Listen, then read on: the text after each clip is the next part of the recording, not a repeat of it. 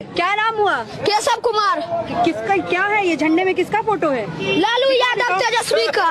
लालू यादव तेजस्वी का। हाँ। पढ़ाई वढ़ाई करते हो केशव? हाँ। किस क्लास में हो? 6 में। 6 में हो।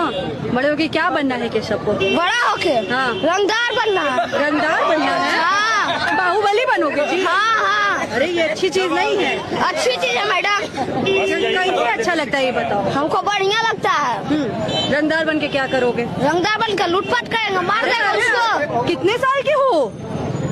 कल उसको मार देंगे, परसों उसको मार देंगे। अभी सुने हो अनंत सिंह के बारे में जानते हो? हाँ हम जानते हैं। कौन है? अनंत सिंह बाहुबली मार दिया है, जेल चल गया है। किसको मारा है? मारा दुलारचंद यादव को। दुलारचंद कौन है? दुलारचंद कौन है? उसका घर है कर्रा देना उधर है। तो तुमको बड़े होकर के रंगदार बनना है। हाँ। रंगदार क्या होता है पता है तुमको? हाँ पता क्या है है। बताओ थोड़ा। रंगदार क्या है? रंगदार मार देता, हो गया। गोली मार देता है। हाँ बस।